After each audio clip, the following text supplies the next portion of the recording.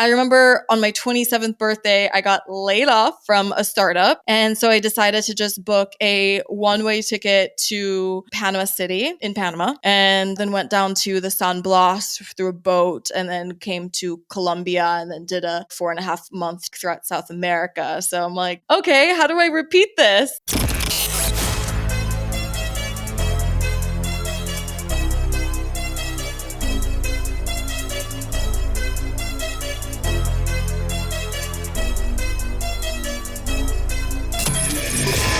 This is the Maverick Show, where you'll meet today's most interesting location-independent entrepreneurs and world travelers, and learn the strategies and tactics they use to succeed. And now, here's your host, Matt Bowles. Hey everybody, it's Matt Bowles. Welcome to the Maverick Show. I want to start off by inviting you to subscribe to the Maverick Show's Monday Minute email newsletter so you can kick off each week with a super short newsletter that you can literally read in 1 minute. So there's no long articles, just 3 high-value bullet points each Monday that I've put together for you that could include the best travel gear and gadgets I'm using, or my favorite destinations and what to do there. Could be epic experiences and events I'm attending around the world that you could attend as well. Or it could be things to watch or quotes to ponder or travel hacks. Could even be nomad communities to check out, etc. Basically, I'm going to distill down my ongoing learnings from 10 plus years of being a full-time digital nomad into 3 terse items of value that land in your inbox each Monday that you can consume in under 60 seconds. So if that sounds good to you, you can sign up at themaverickshow.com/newsletter. Once again, that's themaverickshow.com/newsletter. And now let's get into the episode.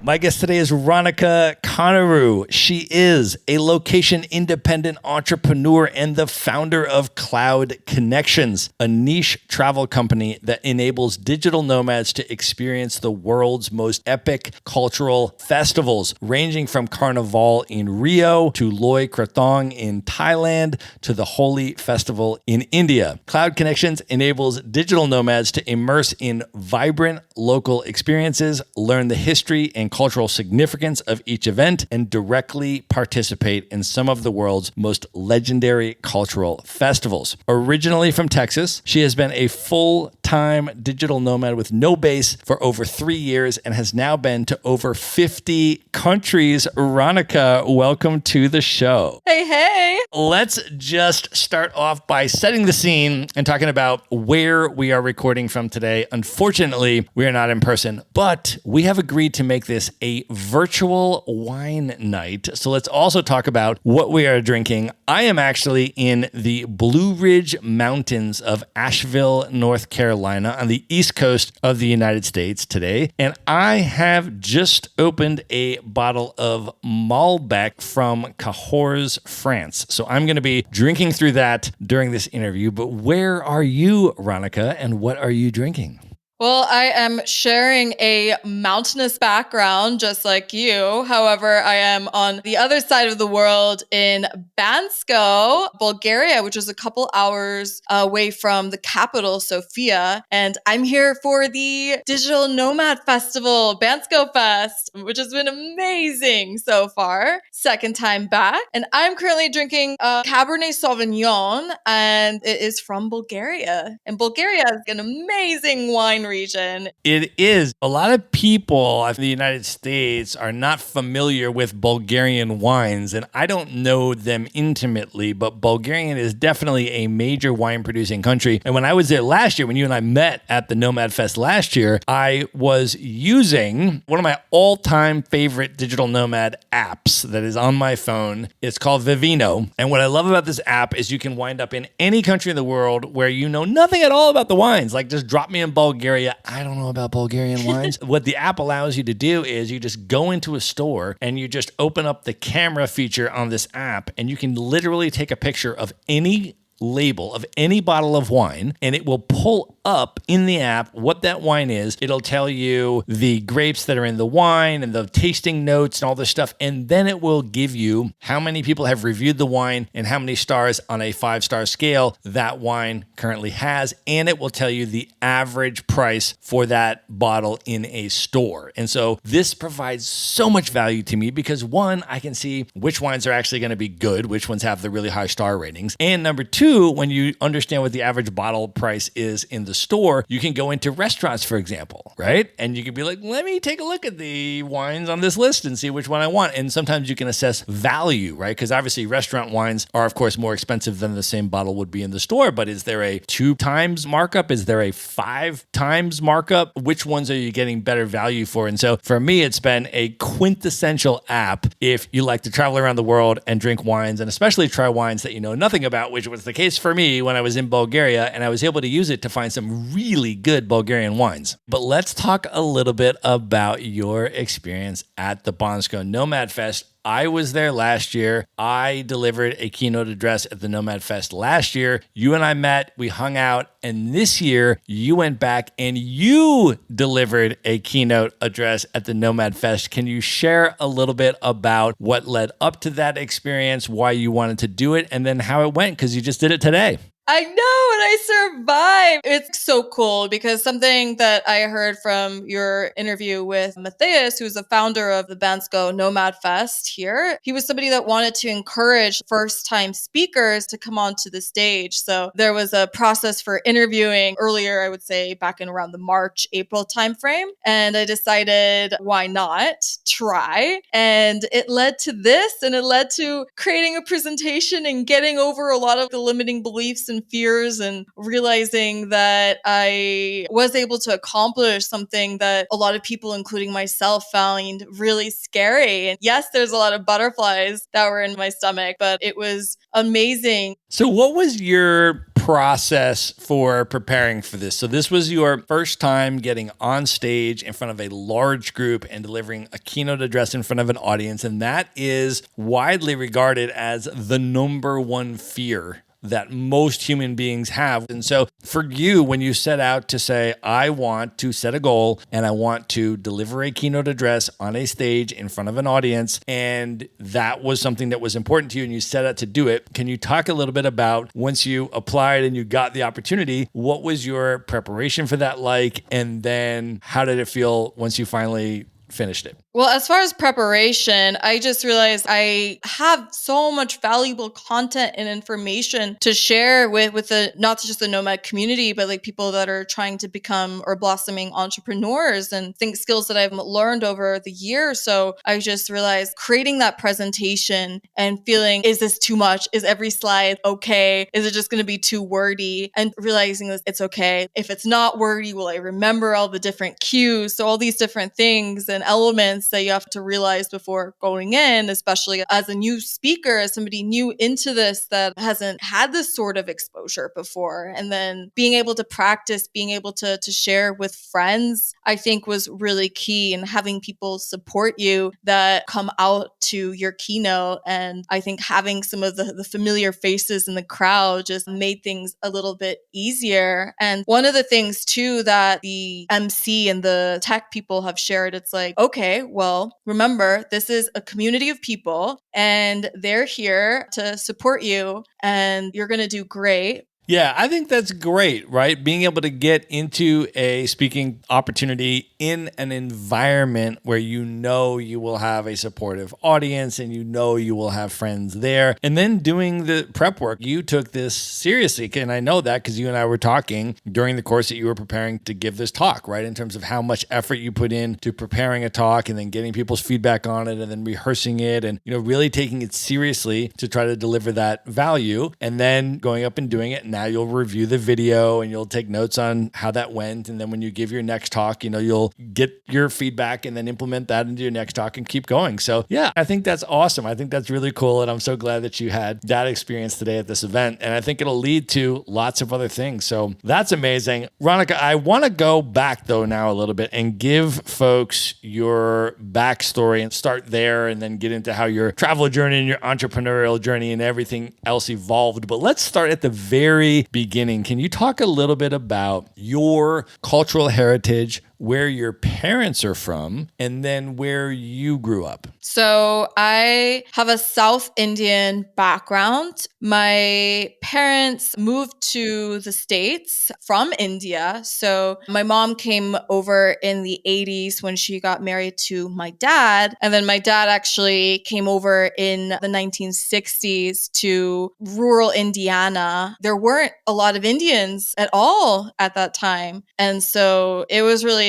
interesting and difficult because just the education and the knowledge of this culture, especially in the 60s, was super confusing. And I remember him sharing, it's like, oh, Indiana. And when he was back in India, it's like, oh, is Indiana where all the Indians go to America? And he was like, what? And I'm glad I did not grow up there because I'm very much a sun chaser. And I've heard that it can get to negative 30 degrees. So I can't imagine growing up in Indiana, especially. I was just out in Indiana about a month ago, and I interviewed our mutual friend, Nora Dunn, in Indianapolis. And so for folks that are interested in that, we actually do chat about Indianapolis, and it is actually a very cool city. There's a lot of very cool stuff about it. But yes, in the wintertime, my goodness, does it get cold, Ranika. So talk a little bit about where you were born and where you grew up. So my dad decided to join the Air Force in the military. So I was actually born at Andrews Air Force Base, which is basically where the president flies into or other diplomats. So I feel like it's such a cool place to be born. It's technically the nation's capital. And then from there, my dad moved around with the military. He found a way, though, to stay in San Antonio. So we moved there when I was 5, and I basically stayed there until I headed out to college. And how was your experience growing up in Texas? What was it like culturally for you? Was there much of an Indian community there? So because my mom just came to India from when she was in her 20s, she very much wanted to connect with the Indian community, especially the community that was able to speak her language, which is Telugu. And so I feel like she found all the Indians there that could do that. So I would be able to hang out with some of their daughters, and they all went to different schools, were in different neighborhoods. And everything in the US for public school is zoned by where you live. So growing up, going to public school for a part of it, I was the only Indian person there. And it was difficult because I was unsure about myself and my identity because in Texas, because it is similar or close to the border of Mexico, there's a lot of Hispanic people there. And so oftentimes I would get confused with being Hispanic, and I just didn't understand who I was or what I was. And I don't feel like there was enough education even in the early 90s or maybe mid to late 90s. Indian culture, it's so much more popularized these days, but it was a bit of a struggle for me in growing up and not realizing that I was even Asian. How did that evolve as you got older? How did your Indian cultural heritage and maybe what was practiced at the home with your parents and stuff like that, how did you sort of navigate through that? And what is your relationship now, for example, with your Indian identity? I think I definitely struggled during my childhood and growing up time. I feel like I didn't have a lot of friends, and some friends that I would bring over to my place just never wanted to come back again because they were saying, oh, it smelled like curry. It was just so intense. I definitely was not that popular kid on the block by any means. And it's difficult growing up in an area where you're that only Indian person in your school or in your place. And I mean, yes, I did see other Indians thanks to my mom and the friends there, but I definitely did struggle with a lot of my confidence and feeling I wasn't worthy and feeling these other people were better than me. And I felt very much an odd person out. But I did have one good friend that was in middle school, and her parents were able to host a lot of exchange students. And so there's people from Japan and Germany and Israel that she hosted. And I think having that exposure from early on just made me realize and understand a lot more about the diversity. And so it helped to shape my love for travel and being able to realize that there is a bigger world out there and just something a little bit more than this one small community within San Antonio. And so it's just opening up my eyes there.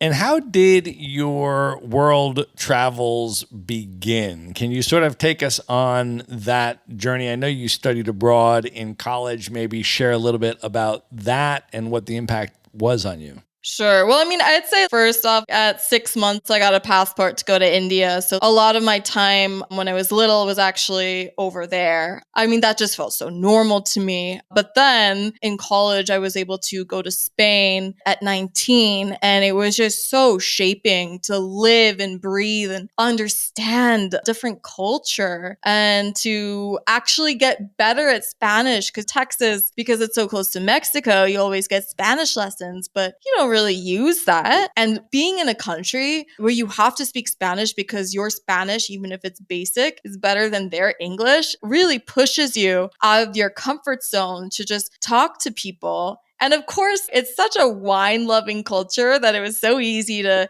get into the wine. Well, I think back then I was more into the sangria, put some fruits in there. And it was just nice because there was Erasmus. There was a lot of, Valencia actually had a lot of like student population that were all trying to learn and be there for Spanish. And just, I thought the program I went with was just amazing and that it was the third largest city. So not being in Madrid, not being in Barcelona, you weren't around a lot of tourists. And so you were really having an enriching experience because it was still a big city, but it didn't have that international draw. So it was a lot more local. And then after you studied abroad in Spain, you got the opportunity to do an internship in Beijing, China, which is incredibly culturally different from either Spain or India or the United States. Can you talk about what that experience was like for you when you got there? I think that was really the turning point of where I felt like I was growing up because I was 19 and had this rich cultural experience in Spain. But then when I went to Beijing, I was meeting people that were 23, 24, which is wild to think now that that felt so old to me back then.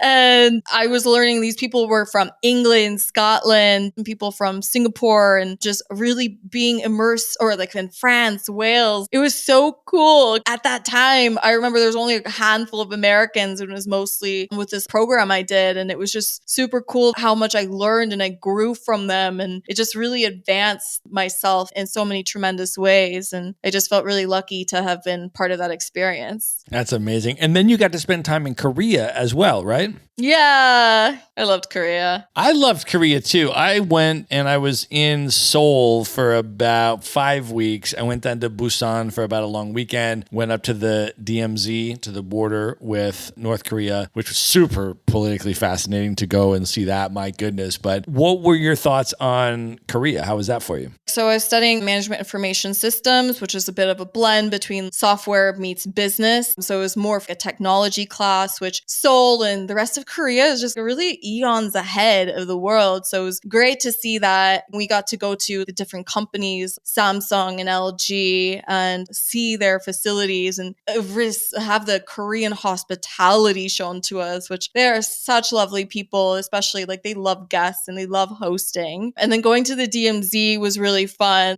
I remember just being a little silly and just trying to put my foot over the line. And they were saying that it would be in high consequences, but I really got more of a scowl. But it was intense. And it was interesting too, because they do place such a predominance on height. And to be part of the military or the forces there, the guys had to be over the certain height and just to show credibility. So after you spent time in East Asia and you had your experience in China, you had your experience in Korea, all that, when you were coming back to Texas, did you experience reverse culture shock? Oh, it was so sad because I was going back to Texas and then I was going back to Tallahassee for school. And I just had these amazing experiences and I was 19 and I remember I'm like, oh, great. Now I'm about to turn 20 and I can't have the sangria anymore. And I feel like I was just missing being around these incredible people where I was learning and growing so much more during that time frame than I feel in several years of being at my university in the US or back in Texas. So I want to talk to you then from that, once you got a taste of it and you were totally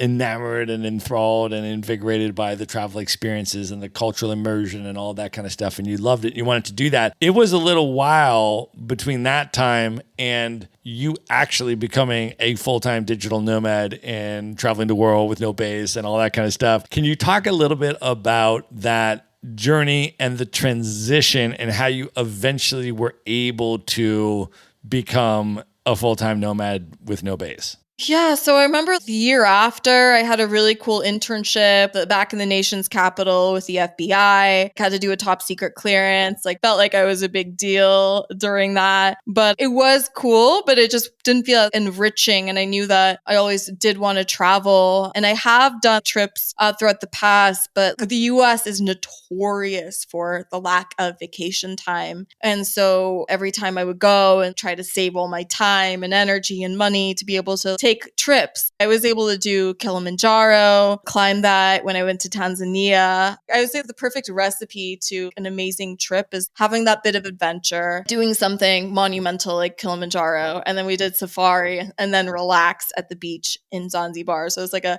three-step method. So these little trips along the way. I remember on my 27th birthday, I got laid off from a startup. And so I decided to just book a one-way ticket to Panama City in Panama, and then went down to the San Blas through a boat, and then came to Colombia, and then did a 4.5 month throughout South America. So I'm like, okay, how do I repeat this? I like your style, Ranika. I actually just summited Kilimanjaro over this past year. I spent about 7 months on the continent over the last year, one of which was in Tanzania, and we summited Kili. So that was a really amazing, but also intense experience. And what was your experience like? I remember getting there was a hassle. I remember we missed our flights and we were, oh my gosh, are we going to make it? And they were kind enough to let us start after. Despacito was my song. That's when it just came out. It was so fun. There was a group of Spanish people. So I was like, oh, I get to practice my Spanish again with these guys that were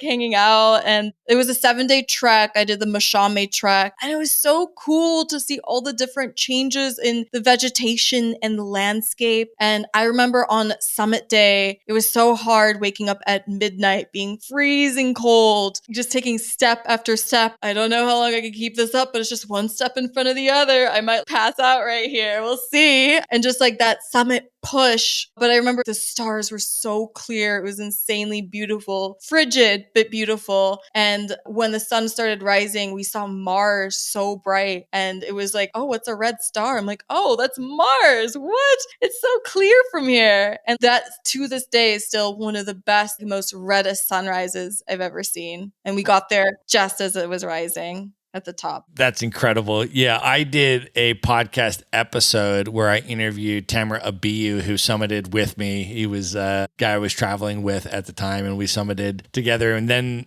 afterwards, we debriefed it on the podcast and talked about it. And it was truly an incredibly unique and spectacular experience. But that summit day or summit night, however you want to call it, is incredibly intense while you're in it. But it is so amazingly rewarding. And then after you've done it and you've summited Kilimanjaro, it really feels like an incredible accomplishment. Yeah. Oh my gosh. I lost both of my toenails though on the way down because my boots were just a little too small. And then I'm okay. But the skiing, you go 5.5 days up and then it's all of a sudden 1.5 days down. I'm like, what?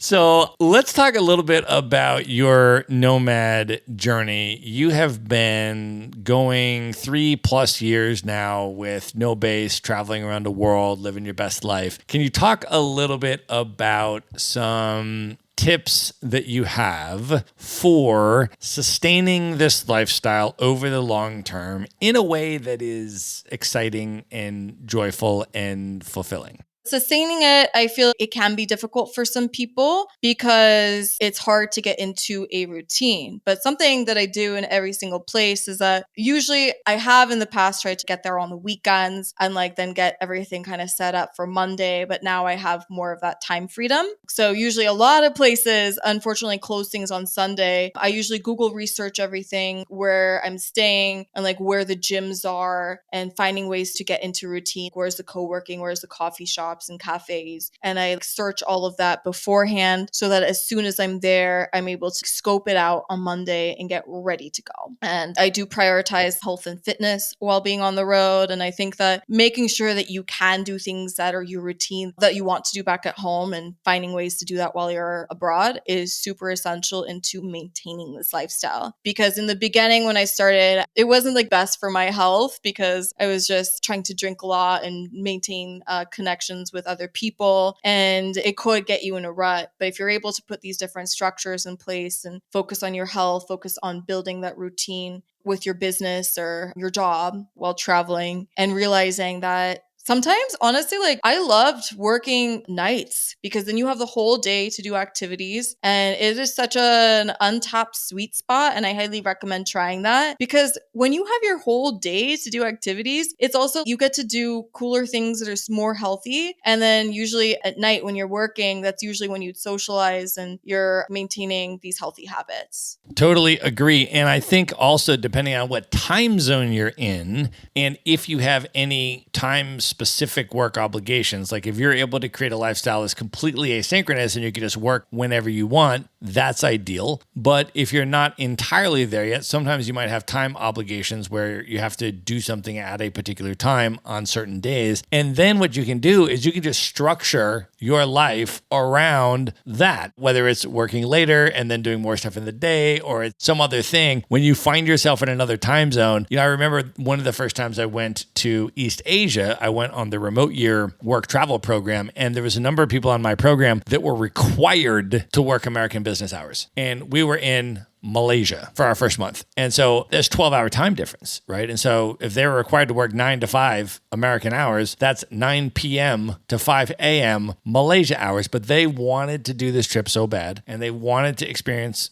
Malaysia and then Thailand and then Cambodia. I mean, we were there for 3 months in Asia, right? It's the first 3 months of our trip. They were like, okay, well, I'll just work those hours. And then what happened was really quite amazing. There was like probably 8 or 9 people that had that schedule, and we called them the night crew. And they just made this incredible lifestyle out of it. So they would like show up at the workspace at 9 p.m. They'd wear, one guy had Cookie Monster pajamas, bottoms he would wear and this kind of stuff, right? And they would just work from 9 p.m. to 5 a.m. And then at 5 a.m., they would have this ritual and they would just go out and they would get breakfast and they would watch the sunrise and they would do sunrise yoga, do this whole thing. And then they would go to sleep and then they would wake up at 3 o'clock in the afternoon. And then they had the whole afternoon to go explore the city. Then they could go out to a really nice dinner, have dinner at a really cool restaurant or whatever until 9. And then they just roll into the workspace at 9. And so they just made that schedule work for them in Asia. And then on the weekend, they were ready to party from 9 p.m. to 5 a.m. because that was the schedule that they were on. So they could just go to the club and it was the perfect hours and they were already set. So I think there's all kind of ways that you can experiment with those different types of time frames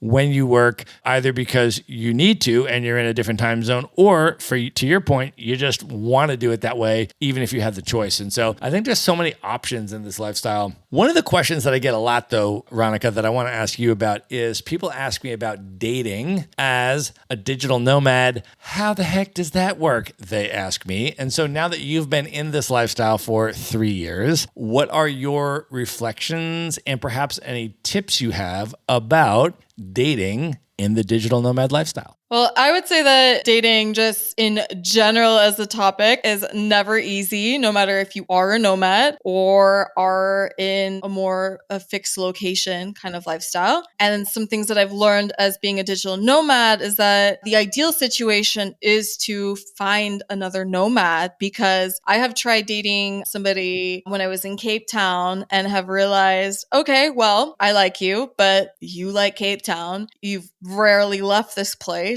And it doesn't sound like you're able to want to leave. So it's me and my effort to have to make this a work and trying to go to this country. And there's lots of limitations. A lot of times as a nomad for a country, unless there is a nomad visa, you can really only be in a place for 90 days. And so it is difficult usually to have a relationship. And usually most nomads do have wanderlust. So they don't want to be tied down. It's like the whole point of being a nomad. And one of the talks here is a nomad is just an expat with commitment issues. And I just thought that was cute. But that's why it is ideal to date another nomad. But sometimes also their plans are super different. You might want to be in Asia and they're actually, I'm going to be more in South America this time. So also dating another nomad, it's really an all or nothing kind of scenario, because when you are do conventional dating, you guys would have different homes and get to meet each other at whatever frequency, whether that be a dinner date or have a date night, and it's just more chill. And versus with being dating another digital nomad, it's intense. You want to travel to another place, like, oh great, I have a partner I could save, and or this place is better with a 1 bedroom, let's just do that. And you're always together all the time, all the way with each other. And so it can be really intense. And so what I've also found is that a lot of nomads can be poly and be like, oh, well, hey, I'm just traveling around. I'm meeting you here for this moment. So let's just be open to more open relationships. And so it's something that I've also seen as a common thread. But I feel like I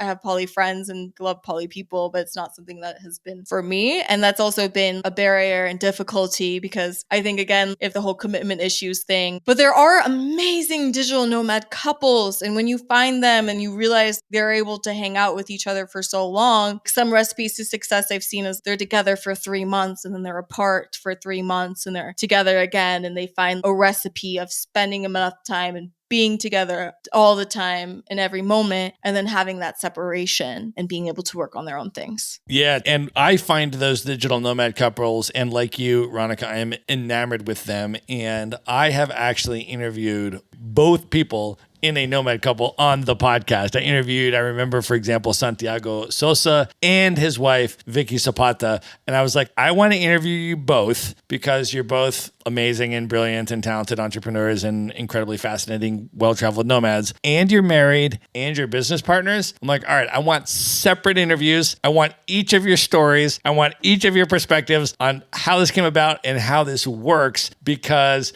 you're madly in love with each other. You have an absolute blast with each other all the time, and you travel together and you're business partners. So let's break that down and talk about how it works. And so I literally did, right? I had a podcast interview with each of them, and they're both amazing and dear friends of mine and incredibly amazing humans. But I always ask those kind of questions. When I see people that are really in amazing situations, I'm like, let's talk about how this amazing situation came about and what you're proactively doing to keep it amazing on a regular, ongoing basis, right? And so always super fascinating stuff, and have talked to a bunch of people about that on the podcast. So I appreciate you sharing some of your experiences and reflections on that. The other thing I want to ask you about, Ranika, is your interest in glass blowing and how those experiences around the world have gone for you. Can you share a little bit about that? Yeah, so I remember when I went to Italy, like when I studied abroad in Spain, just did a little trip there and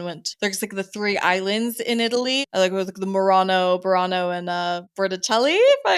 It's been a while. So I think those are it. And then Murano is the one with glass. And I just remember seeing glass blowers for the first time and being so fascinated, because you're combining fire and heat with creating glass and something so beautiful. And so I was just so entranced. And I lived in San Diego for 3 years and then had the opportunity to pursue something. And then it was the more artsy neighborhood of Barrio Logan, which was up and coming. So it was really cool to be able to go there and to be around other artists and to kind of pursue this more niche hobby and to actually get to create. The difficulty, though, is that it is very heavy to maneuver. And so usually in glassblowing, you always need a partner and you need access to the fire and the urn. So they had to also be in very specific locations. So I tried that in San Diego for like a year, and it was so fun to make different objects and glasses and functional pieces and presents for friends. And it's been something harder to find when I travel, but whenever I see an opportunity, I get to try. And the most recent time when I was in Lisbon last year. And then once you create a piece, you mentioned you're a nomad, so you're traveling around. You're not able to bring all of these pieces with you or store them somewhere. So what do you typically do once you have created a piece? It's hard because it's so delicate too, and you want to make sure that's taken care of. But I would usually try to find a way to give it to a local or give it to a friend that would be interested. But usually my friends are nomads, so they're in the same boat. Well, that's nice, right? You can go to a place, you can have a local experience doing glass blowing in a local space, and then you can create something and have that experience of creative production and artistry, and then you can donate it and just give it to a local person and have that be sort of one of your contributions to the place where you're staying. So I think that's amazing. That's really cool.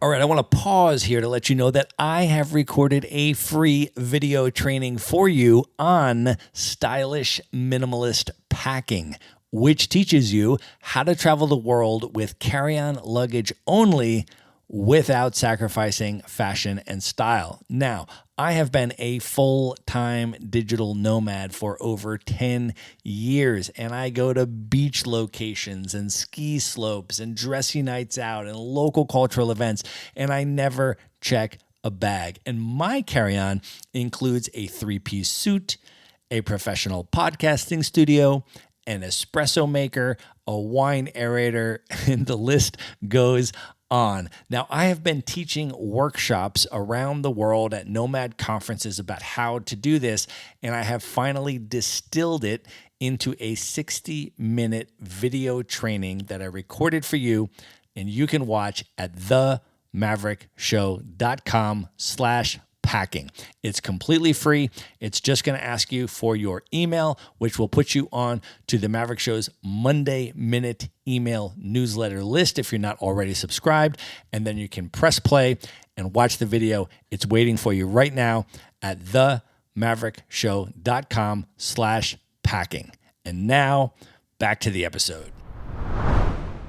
All right, Ranika, I now want to talk to you about your company, Cloud Connections, because you are doing some really incredible things and giving digital nomads an opportunity to experience some of the most epic and legendary cultural festivals around the world. So let's talk about that. Can you share a little bit, maybe just first of all, how this idea came about for you to start Cloud Connections? So I've been thinking and just reflecting on one of my dreams has been growing up, and it's really been to experience culture in places to the fullest. And I've always been so intrigued with festivals. And India, for example, has some of a lot of the world's festivals, from Diwali to Holi to a camel festival, and they take place all around the country. And it has trickled into many places around the world with some of these celebrations. And so I've seen that and I've wanted to experience that, and then I wanted to be able to share that. And actually, I would say it was coming to Bansko last year, which they kind of catapulted the idea and the dream that I had into like, why not make this a reality? Last year, I went to Carnival in Rio, which was interesting because they had two. There was one in February, but it was technically canceled, and then the government redid it in April. So I created this WhatsApp group, and there's over like 50 people that were interested in going to Carnival. And I was like, okay, well, clearly people want to go and they want to do this. And it's not just my dream, but a lot of people have, wait, I want to go check out the greatest celebration on the world. Let's do it. And so I decided I was going to create this company called Cloud Connections, which takes you as a nomad, because I'm just super passionate about building the community as well and creating these experiences and having them come out to Carnival and realizing, well, all these people are like, I can't make it out this specific year, but if I have this notice for next year, then I am so in. And so I was following a dream. I love that. And I love that you also are focused on educating people about the historical and cultural significance of these festivals and giving them an opportunity to really immerse and participate in these festivals in a substantive way. And I'd like to start maybe just talking about India. I actually went to Diwali in India in 2017.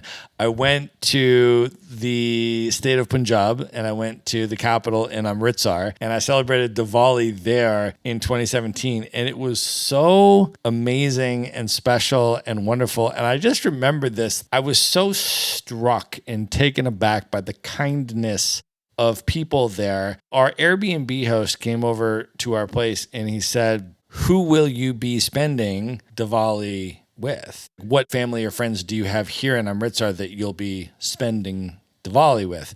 And we're like, "Well, we actually don't have friends or family here. We're just visiting." And he said, "Well, then you'll come to my place and you'll spend it with my family. I'll be back to pick you up at this time." So it was literally his extended family and then us. Like that was it. Like we were the only ones that were not part of him and his extended family that were at his personal house. And they had cooked this massive feast and they invited us to the prayer portion of it and then the eating portion of it and the socializing portion of it. And then to the rooftop where they were lighting off fireworks and had this whole display and the whole city is lit up. And it was just us and his extended family. I mean, it was one of the most incredible things that I had ever experienced. And it was like, oh, I want to go and have this experience of Diwali in India. And then it turned into just so much more than I ever could have imagined because of how kind the people were. And then what a local and immersive cultural experience we actually got, well beyond what we had thought of just being there during this time. No, you're going to be in a family's house at their table doing all of their family rituals with them. And it was one of the most incredible, heartfelt, meaningful experiences I've had in all of my travels. I mean, I continue to tell people about it. And I have so much love and appreciation for India and Indian people. It's just amazing every time I go. But I have not yet been to the Holi Festival. And I have, of course, heard amazing things about it from people that have been. But for folks, and maybe there's listeners who have never even heard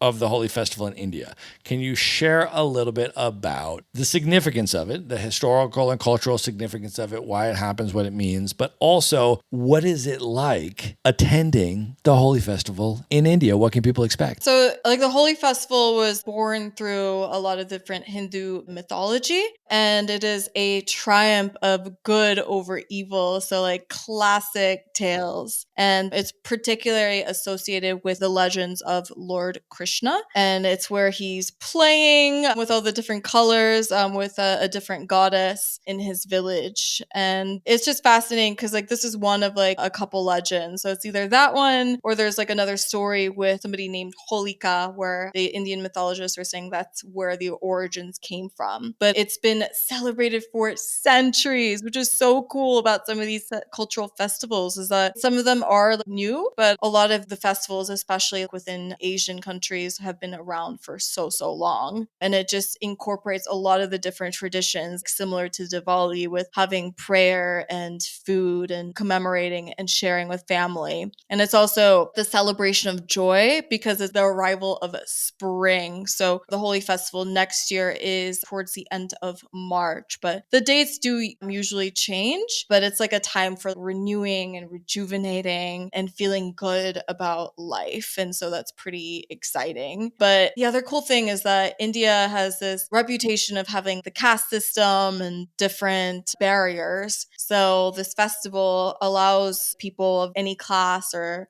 caste to let that all go and to just be able to celebrate and enjoy each other during this time. So I know that a lot of these hierarchies are suspended, but it is so fun because it's literally just throwing colors and paints and what's called the gulals, the powders, other people, and just creating an atmosphere. It's like a very much a rainbow. And ideally you should wear white and then basically have your shirt painted with all the myriad of explosive colors. And then sometimes in different places, you can even have water balloons or water guns. But India is a very vibrant country, so you'd expect to have a lot of music and dance during this time frame. Yeah, if folks have never heard of the Holi Festival in India, you should immediately do a Google image search for it, or you can just go to the Cloud Connections website because you have some incredible pictures from the Holi Festival there and just the visual aesthetics of the way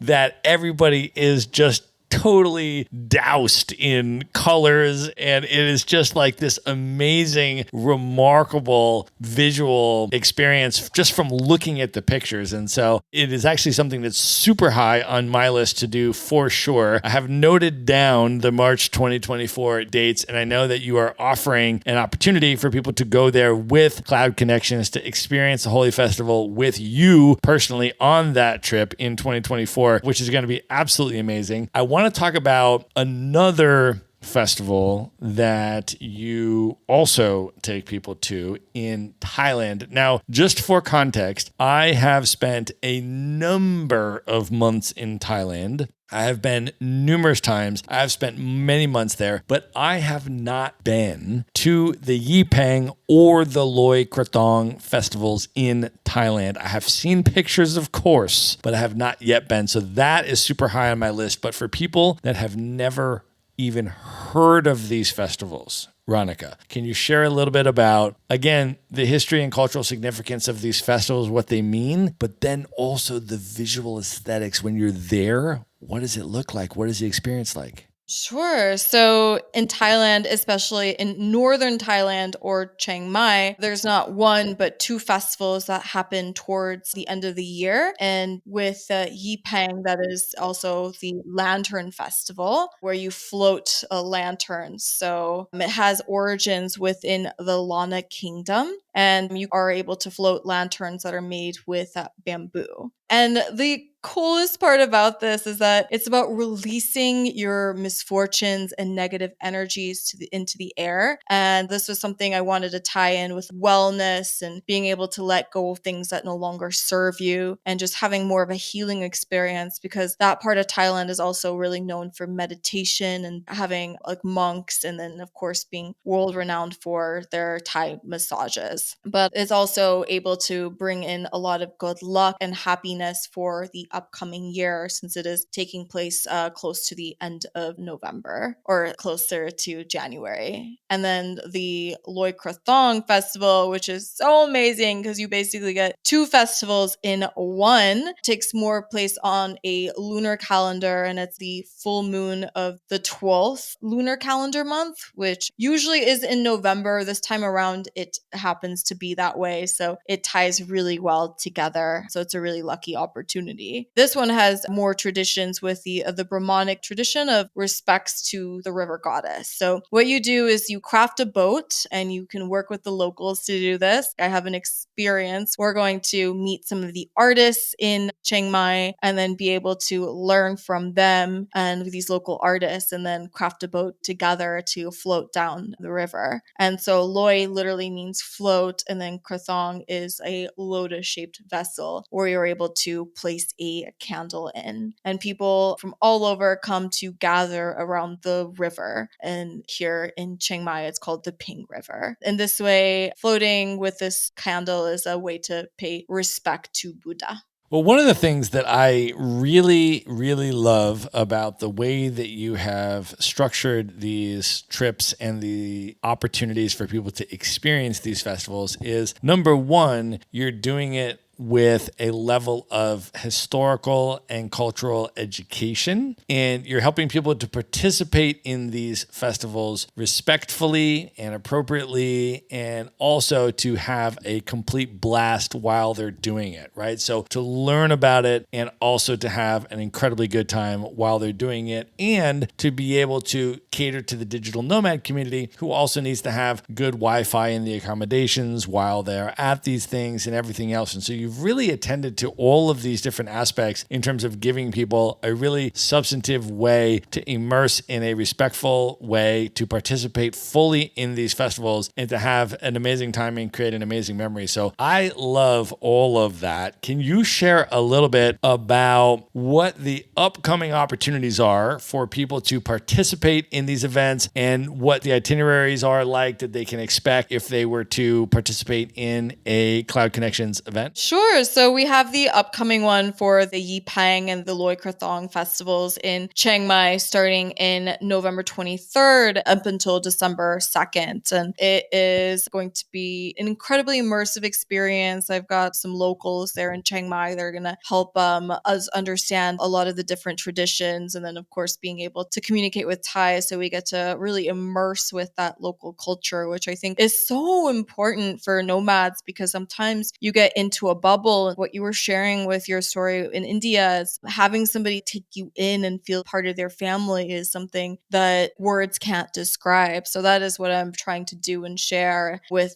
just a larger group of people, and also having them connect and immerse themselves within not just like the festivals in Chiang Mai, but some of like the most important highlights. What I also want to do and share is to find ways to be more sustainable. So for example, I am partnering with Elephant Sanctuary that makes sure that a lot of the elephants are getting overstimulated by people. So we'll find a more ethical way to treat the elephants when we go and visit them, as well as being able to just talk, enjoy ourselves more with the locals, as well as having some more of those interactive experiences. And of course, going to the night market, being able to walk and enjoy one of the top nomad cities, especially in Thailand. That's amazing. Listen, I think it's very likely you're going to find me on one of these trips. I mean, I would love to go to India with you, Ranika. I would love to experience the Holy Festival with you. I mean, I can't really imagine a better way to experience or someone that I would rather experience it with. And so I think you commit so much time and effort into really understanding these festivals, and you help people to engage with them in a really meaningful and substantive way. This isn't just some typical tourist trip. And so I really appreciate that. That's how I like to travel. So I think folks are very likely to find me on one of these trips. They're definitely going to find you on these trips because you're not just setting them up and then sending other people to lead them. You're actually leading people on these trips and going with them. So people are going to actually get to meet you and hang out with you in person. If folks want to learn about the specific dates of when these are going to be, see the full itineraries, and actually sign up for, or at least have a consultation about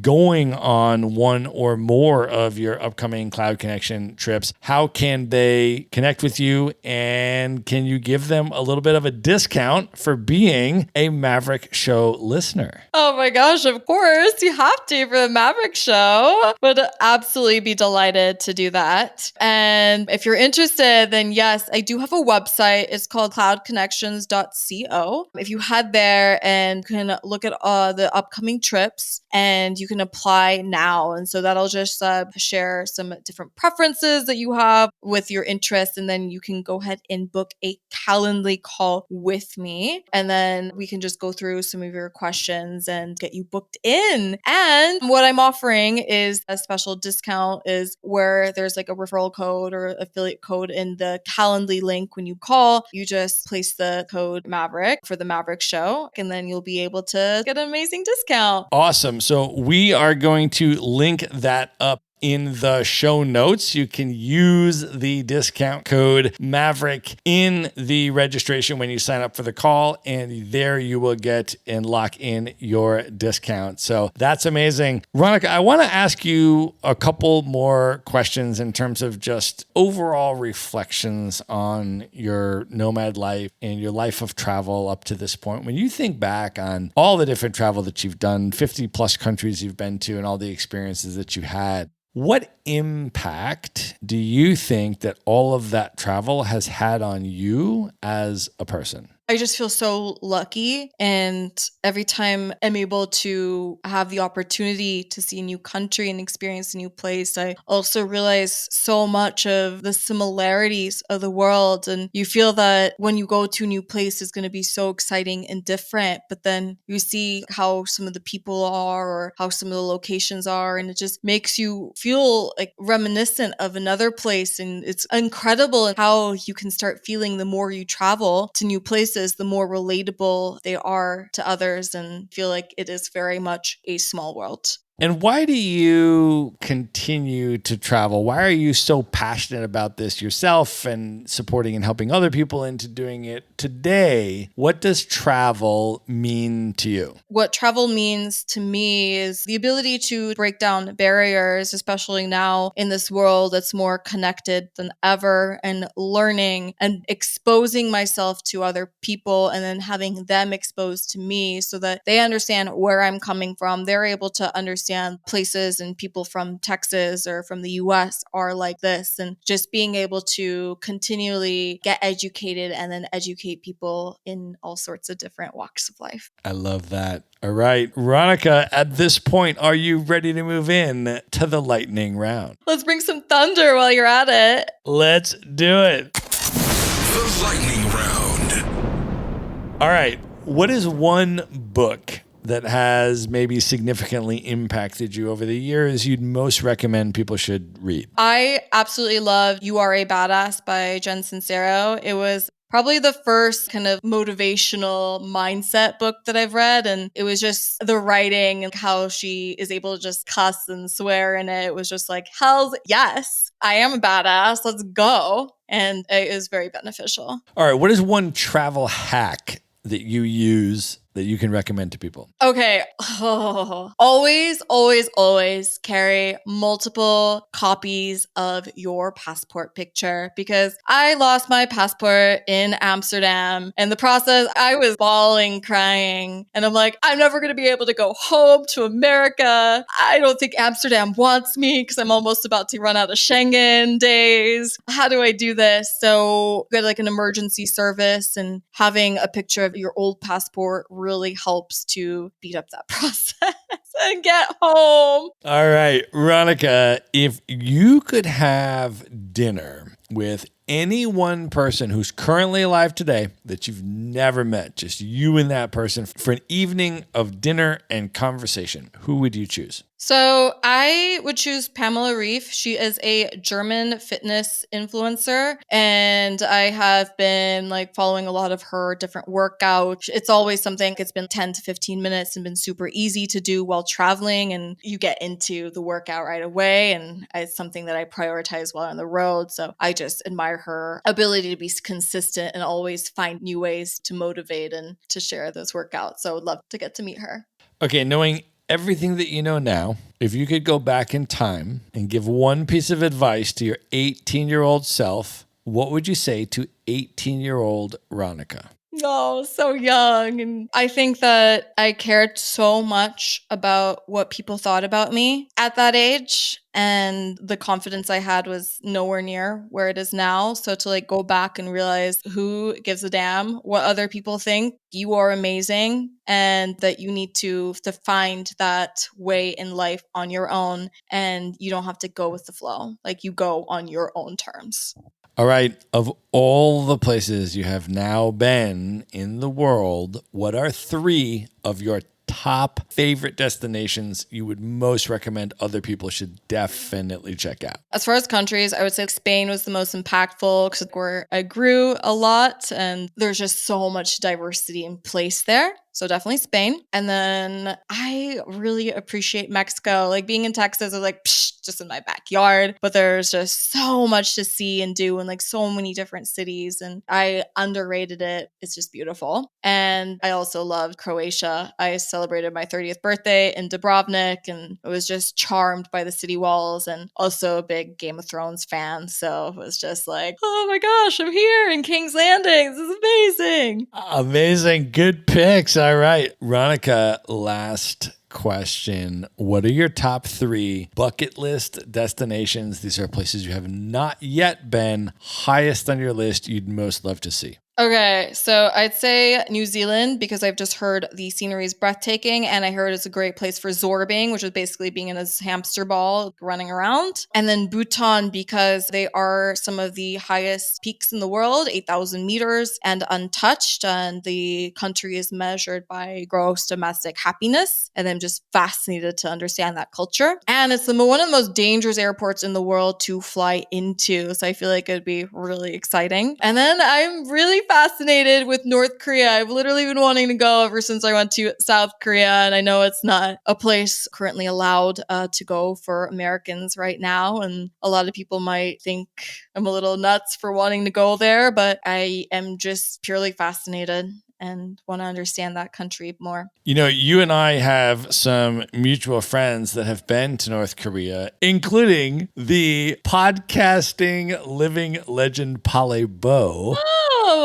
whose microphone you are using in this episode. We have to give Pale a shout out, first of all. Pale Bo was episode number 15 of the Maverick Show. Everybody should go back to listen to it. He embarked on his digital nomad journey at age 50 with the intention of traveling full-time without a base and going to every country in the world. And he is an absolute legend. So I interviewed him in episode 15 of The Maverick Show. He was one of the initial early pillar episodes. He's still podcasting. So go check him out on episode 15. He is there with you at the Bonsco Nomad Fest. You are using his microphone to do this interview. But one of the things that Paula and I talked about on that episode number 15 was his experience in North Korea and what it was like when he went there. So he is an incredible resource on, number one, what it's like, but number two, how to potentially set up a trip and to go there. And I've talked about that actually with subsequent podcast guests that I've had on the Maverick Show who have been to North Korea and have shared some of their reflections. So there's definitely a good bit of information on that and some good resources if you're looking to find a way to go and do that. But those other two are really high on my list as well. I've never been to Bhutan, super high on my list. And I've also never been to New Zealand, which of course everybody that goes to raves about and all of that. So I think those are amazing picks, Ranika, and I think it's an amazing way to close out this episode. I want you to let people know how they can find you, how they can follow you on social media, how they can connect with you, how they can learn more about Cloud Connections. Once again, you know, if they want to see the itineraries, the dates, what exactly they're going to be doing on these trips, and then schedule the consult with you maybe to get even more questions clarified. How do you want people to come into your world? Well, I absolutely love being able to chat and share and talk about festivals and connections all day long. So if you're interested, I'm more than happy to make the time and to get something set up with you. And I do have that Calendly link that's available through my website, cloudconnections.co. So even if you're not 100% sure and you're leaning towards it or you just have questions, that's completely okay. Just like feel free to book some time with me, and it would just be lovely to have a chat with you and just to understand where you are in this nomad journey. As well as I do have an Instagram account. It's Rainbow Ronnie _. That's Ronnie RANI. And that is also where you can message me. And if you're in Bansko or anywhere else that I go while I'm nomading, let's grab a tea or a coffee. Amazing. We are going to link all of that up in the show notes. So folks can just go to one place at themaverickshow.com. Go to the show notes for this episode. There you're going to see all of the social media handles for how to follow Ranika. You're going to see the URL for her website, how to register for a completely free call with her. And remember to put in the discount code Maverick to get your discount on any of her festival trips. And I think you're probably going to see me on one of those festival trips before too long because you are doing a lot of stuff. I've been to the Carnival in Rio, but I have not been to Lurkethong in Thailand. I have not been to the Holy Festival in India. They've been super high on my bucket list for quite some time. And so I think you are creating some amazing opportunities for people like me and others to go on these trips and get to hang out with you while we're there, which is super amazing and awesome. So we're going to link all of that up. Just go to themaverickshow.com, go to the show notes for this episode, and there you'll see direct links to that and everything else we've discussed on this episode. Ranika, this was amazing. Thank you so much for coming on the show. No, thanks for having me. I feel so good. Just like been rolling after that keynote, and it's been so amazing to like be able to continue that with you. Well, I'm super happy to share your special day with you, albeit virtual, but at least to close out this evening for you with a bottle of wine and then an amazing conversation. So thank you so much for being on the Maverick Show, and good night, everybody. All right. I hope you enjoyed that episode. Just a final reminder to subscribe to the Maverick Show's Monday Minute email newsletter. No long articles here, just 3 bullet points that I put together for you and drop into your email inbox every Monday that you can consume in under 60 seconds. You can subscribe at themaverickshow.com/newsletter. Again, that's themaverickshow.com/newsletter. Be sure to visit the show notes page at themaverickshow.com for direct links to all the books, people, and resources mentioned in this episode. You'll find all that and much more at themaverickshow.com. Learn how Maverick Investor Group can help you buy cash flowing rental properties in the best U.S. real estate markets, regardless of where you live. Schedule a free phone consult today at themaverickshow.com/consult. Now you can buy rental properties with tenants and local property management in place, so you don't have to be a landlord or a rehabber. To get your questions answered and discuss how Maverick Investor Group can help you meet your real estate investing goals, schedule your free phone consult today at themaverickshow.com/consult. If you like podcasts, you will love audiobooks, and you can get your first one for free at themaverickshow.com/audiobook. Whether you want the latest best-selling novels or books on investing, business, or travel, try your first audiobook for free at themaverickshow.com/audiobook.